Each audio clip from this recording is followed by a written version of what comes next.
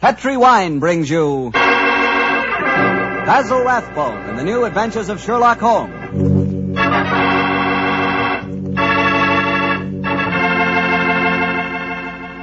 The Petri family, the family that took time to bring you good wine, invite you to listen to Dr. Watson tell us another exciting adventure he shared with his old friend, that master detective, Sherlock Holmes. And say, if you'd like to try a new adventure in good eating, will you just make sure that your dinner tomorrow night includes a bottle of Petri California Burgundy. Petri Burgundy is the ideal wine with any kind of meat or meat dish. That Petri Burgundy is a hearty red wine, just as rich in flavor as it is in color. It's the perfect companion to a thick, juicy steak or a piping hot pot roast or a good hamburger. You know, that Petri Burgundy has a happy faculty of turning a simple meal, like, say, a hamburger sandwich, into a feast. Believe me, here is a wine that's clear, fragrant, and delicious. A wine that you can serve to your friends proudly. Petri Burgundy. Remember, the name Petri is the proudest name in the history of America's wines.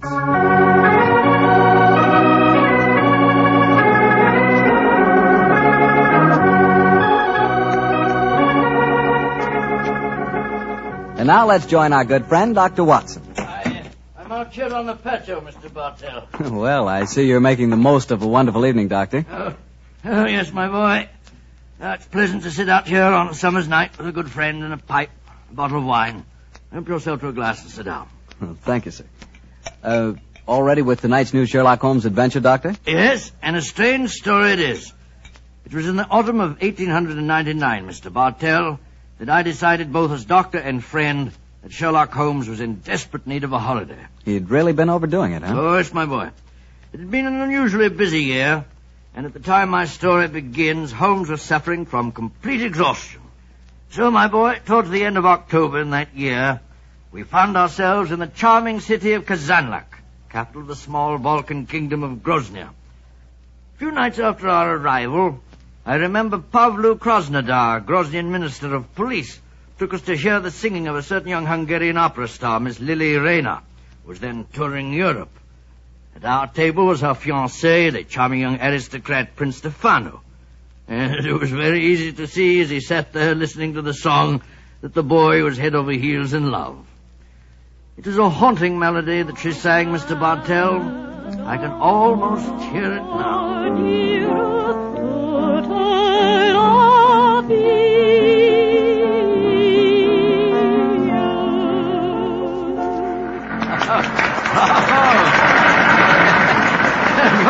You're a very lucky man, Prince Stefano. Your fiancée's voice matches her beauty. Oh, yes, Dr. Watson. I consider myself the most fortunate man in Grozny. She has a magnificent voice, the finest singing I can recall since... Since when, Mr. Holmes? I was thinking of a prima donna of the Warsaw Opera who attained considerable success in London. Miss Irene Adler. Oh, by George, yes. She was a criminal, one of the few that outwitted you, Holmes. Oh, that was a case that would have interested you, Mr. Krasnodar. I'm familiar with it, my dear doctor. You are unusually solemn tonight, Krasnodar. Have a glass of wine, and I will bring Lily to our table, and we will toast our happiness. I'm afraid I cannot drink to that toast, Prince Stefano. Why not? Oh, I know why. You, the notorious lady killer of Grozny, are jealous. You're in love with Lily yourself. Prince Stefano, I have sad news for you. I have come here tonight, but for one purpose. To arrest your fiancée. What? You're joking. It is far from a joke. At my ministry, we have evidence, conclusive evidence, that Miss Lily Rayner is a spy. Spy? Good Lord. And the penalty for spying in Grozny? That, my friend, is why I would drink no toast. In Grozny, the penalty for espionage is death.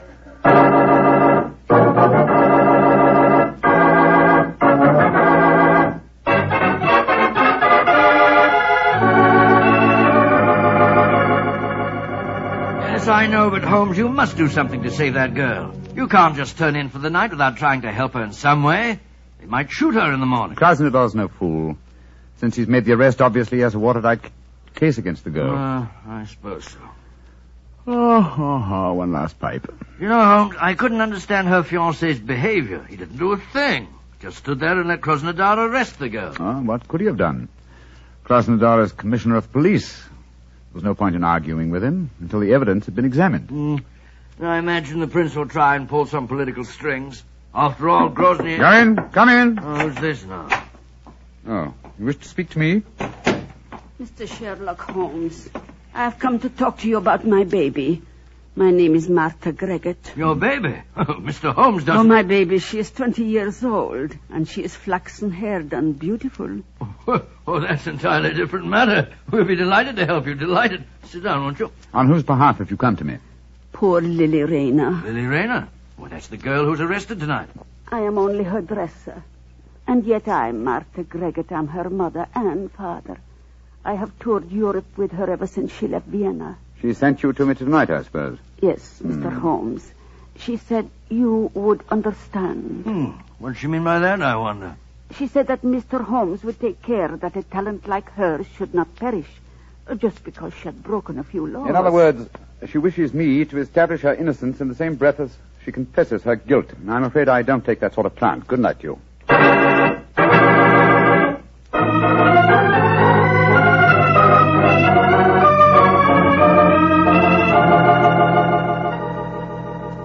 Mr. Holmes, Dr. Watson, I am glad that you came to my office this morning. I can show you the proof of Miss Lily Rayner's guilt. As distinguished foreigners, I should like you to know that though the penalty for political crimes is swift and severe, we are most careful that the incriminating evidence is beyond question. You see these letters? Yes. We found them sewed into the bodies of her gown. Oh, good gracious me. They're a series of highly dangerous letters from Joseph, the leader of the Revolutionary Party with whom she is obviously hand in glove. Here, you may examine them if you wish. Say, it looks like Greek to me. My knowledge of the Grosnian language is far from perfect, but these letters certainly seem to incriminate their owner beyond doubt. You will observe that the letters have followed her to each of the cities in which she has been singing. All of them ask questions as to the military garrisons and the chances of a successful revolution. She has been a dangerous spy. Yes, I can see that, sir, but even so, isn't the death penalty excessively severe, particularly for a woman? Dr. Watson, the Balkan states are a hotbed of European intrigue. Our penalties must be severe, and we cannot make concessions to the sex of a culprit. This man Joseph, the writer of these letters, have you been able to find any trace of him? None. If only we could. But we have never even seen the man.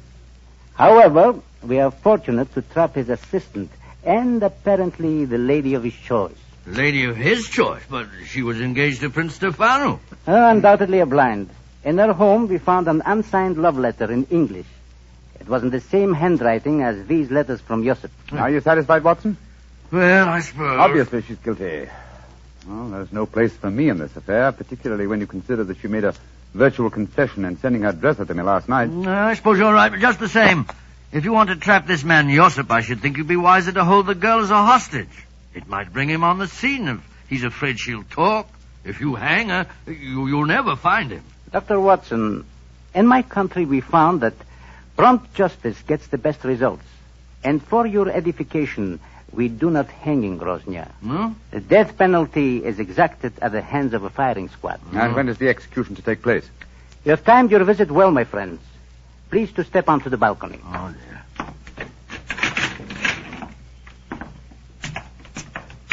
I think that answers your question, Mr. Holmes. Great Scott.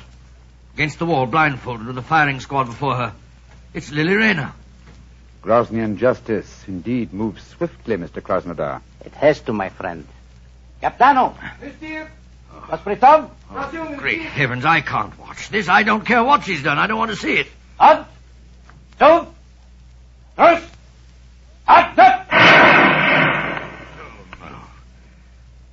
She's crumbled to the ground. Poor little thing. What an artist. Hard to see a woman executed even if she is a spy. May all traitors to Groznia die as swiftly. Oh, but what a loss. Her beautiful voice. Yes, her beautiful voice. Shall we go in, gentlemen?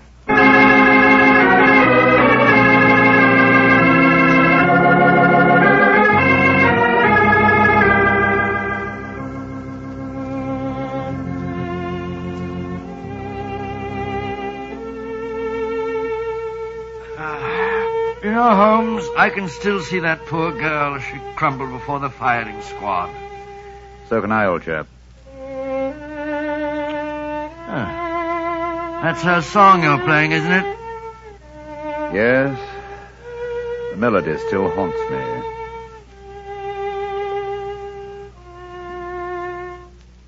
You blame me, don't you? Blame you for what? For not preventing her death. Oh, of course I don't blame you, Holmes. The girl was guilty. Grosnian law prescribes the death penalty for her crime. After all, what could you have done about it? Nothing. Absolutely nothing. And yet... And yet what? I wonder if she was right. I wonder if artistry such as hers isn't of greater value to humanity than spying in any cause. It's not much good worrying about that now, is it? The girl's dead and buried.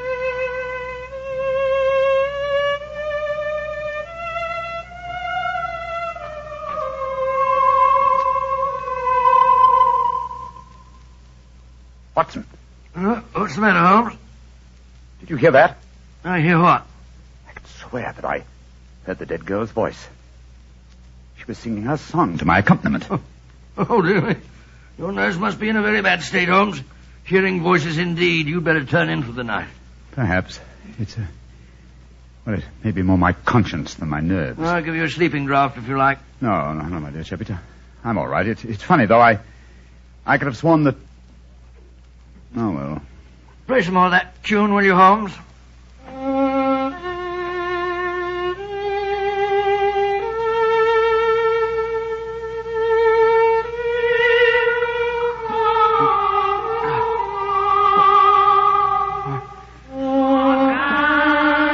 Great heavens!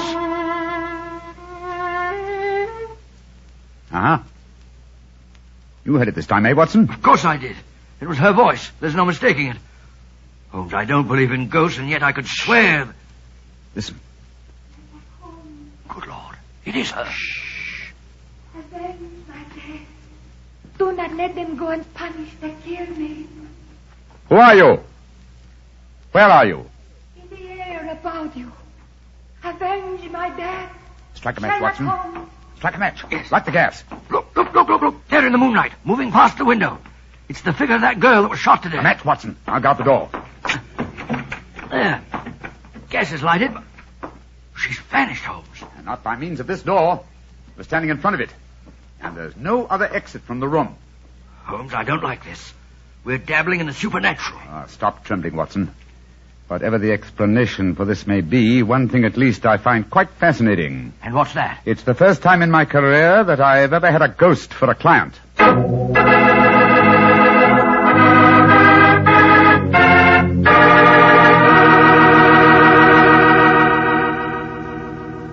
Dr. Watson will tell us the rest of his story in just a second, so I'm just going to tell you about a wine that adds the perfect finishing touch to a good meal.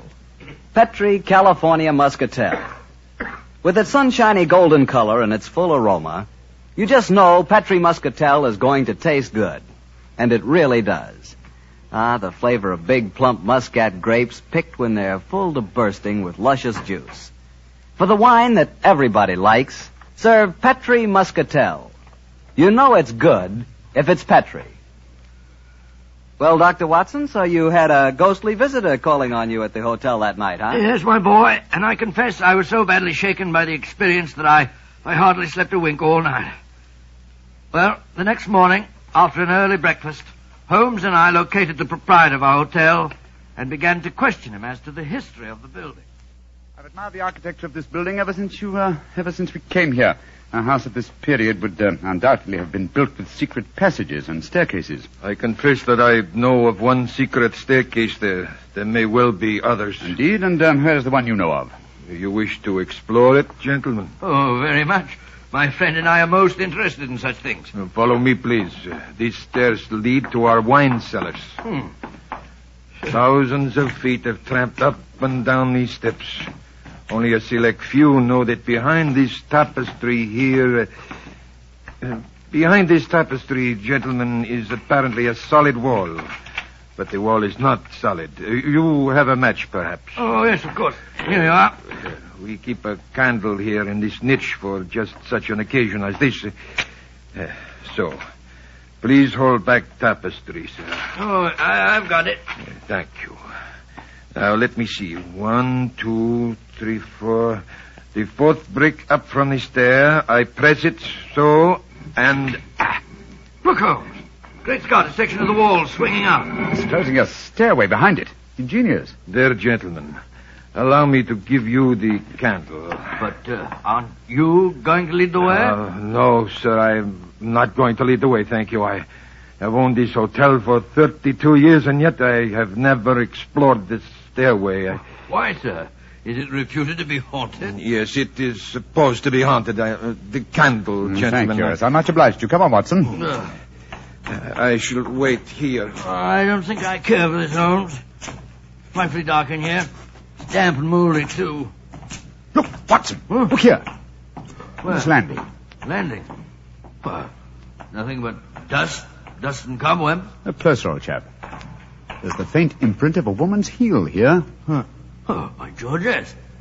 Shoes that have gone both up and down these stairs in the last 24 hours. Exactly. And there's a reverse print over here.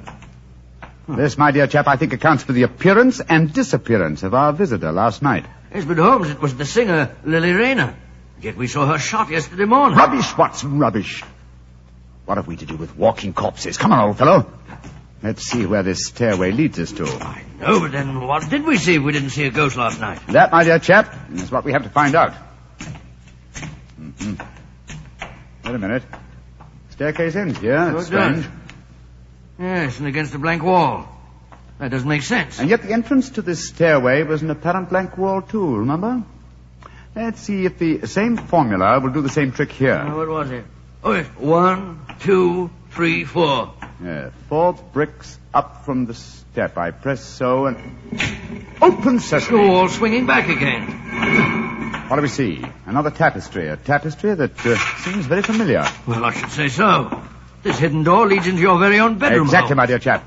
Now we know beyond doubt how the apparent ghost made her appearance last night. Don't you suppose it must have been someone impersonating the dead girl? That, my dear fellow, is a question that can only be answered by calling on her fiancé, Prince Stefano. Let's go over and see him at once, shall we?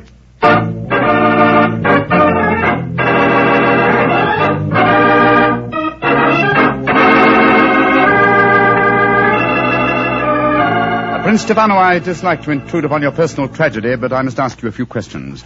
Ask your questions. Did your fiancée have a sister who may have resembled her? No.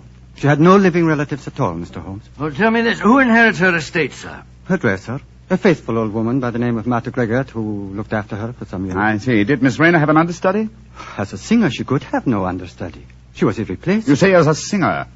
Was she also an actress? Oh, but yes, Mr. Holmes. Oh, really? How very unusual for an opera singer. Quiet, Watson, please. The first time I saw her was in Tosca. She was not another Berna, but her performance was a very promising one, considering her age. In my country, of course, she was not able to appear in anything but opera because she could not speak Grosnian. She didn't speak Grosnian? Now I have the answer. The answer? Yes, to what? To this entire story, from the arrest of your fiancée to certain strange visitations at my hotel last night. What do you mean, Mr. Holmes? If you come to my hotel room tonight, my dear Prince, I can safely promise to make the whole matter clear to you. And I dare go a little further. I think that I can even help you to find consolation in your bereavement.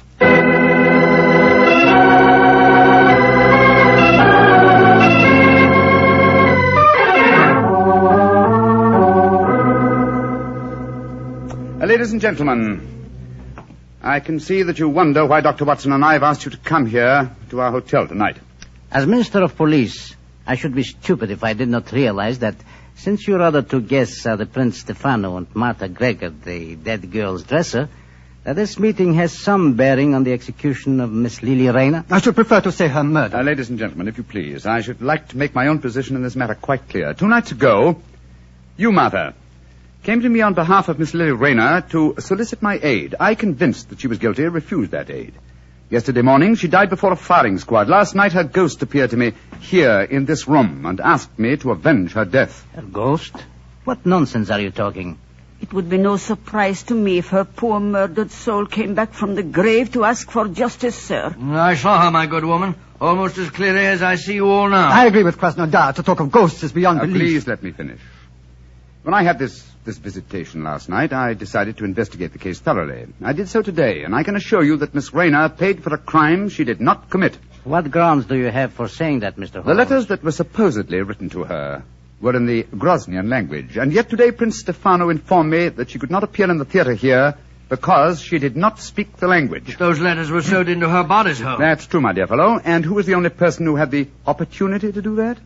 The same person who came to me 2 nights ago and succeeded in convincing me that Miss Rayner was guilty, her own dresser and supposed friend. Are you suggesting that I'm suggesting that you inherited her estate on her death, and that you would have lost that inheritance if she had married and had a family of her own. What do you have to say in answer to that, Martha?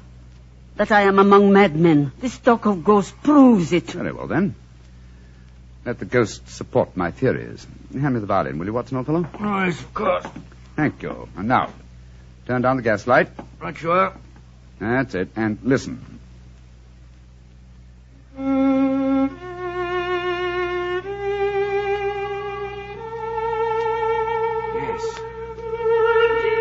Yes. That's her voice. And that's her figure standing there in the moonlight, even though she's dead.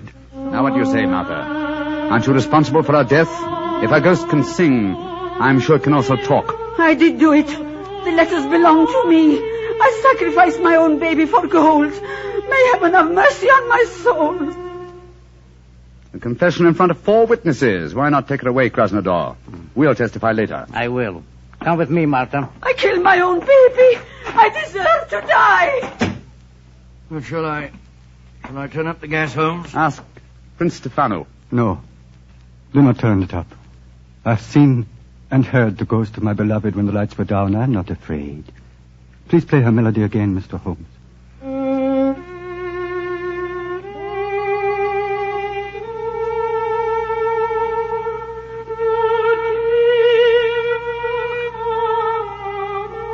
Aren't you afraid, Prince Stefano?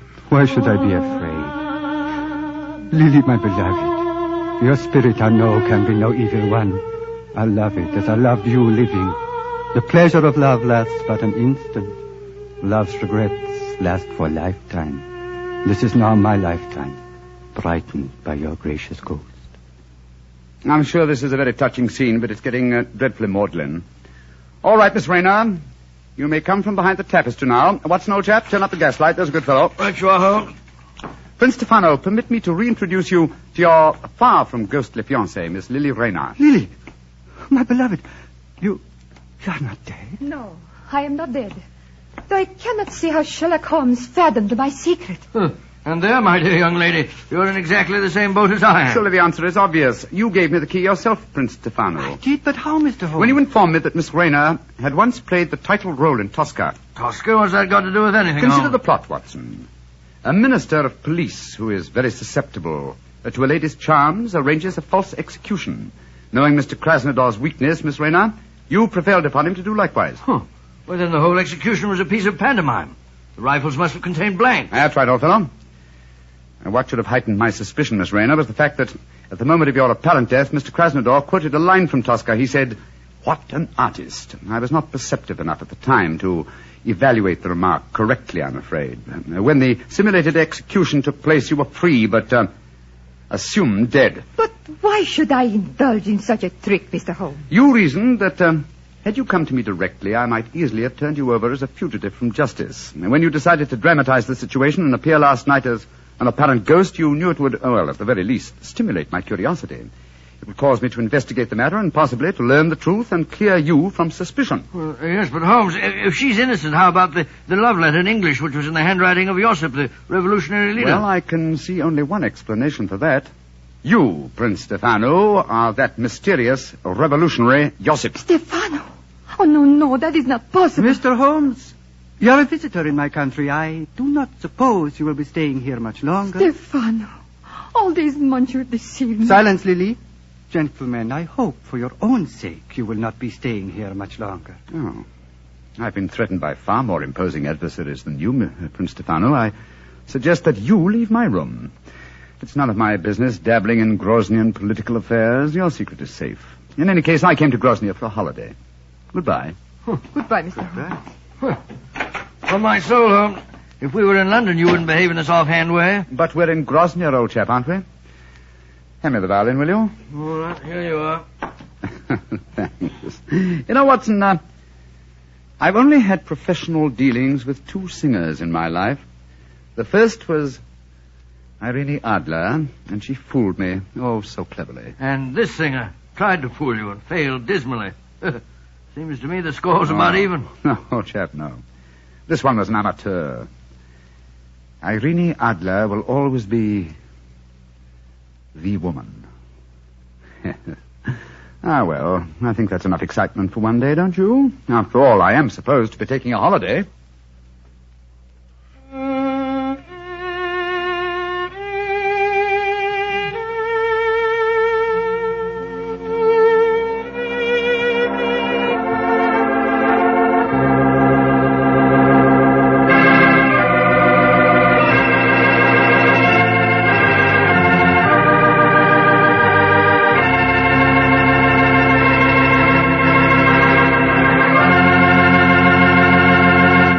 Doctor, that was a swell story. And I'll bet that you were a lot more interested in the beautiful Lily than your story tonight would have us believe. Well, of course I'm interested in a beautiful woman.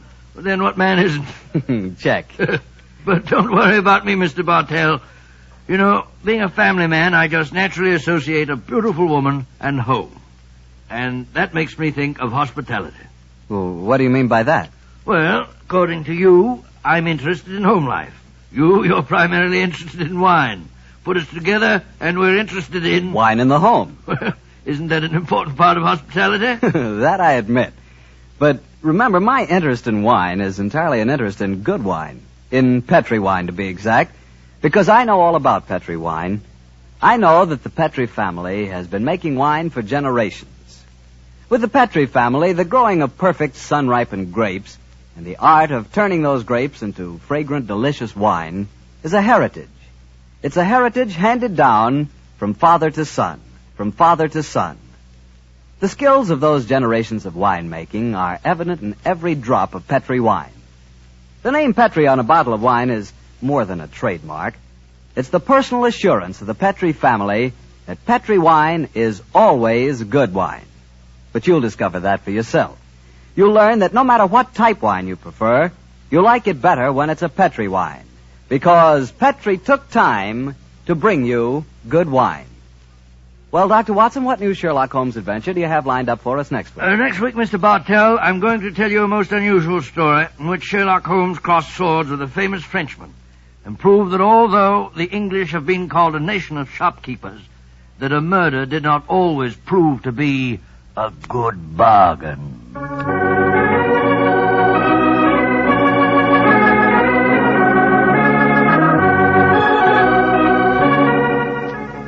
Tonight's Sherlock Holmes adventure was written by Dennis Green and Anthony Boucher and was suggested by an incident in the Sir Arthur Conan Doyle story, The Sussex Vampire. Music is by Dean Fossler.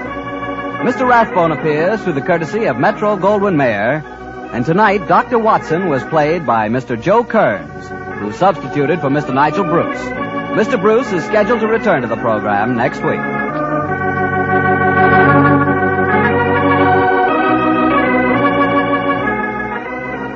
The Petri Wine Company of San Francisco, California, invites you to tune in again next week, same time, same station.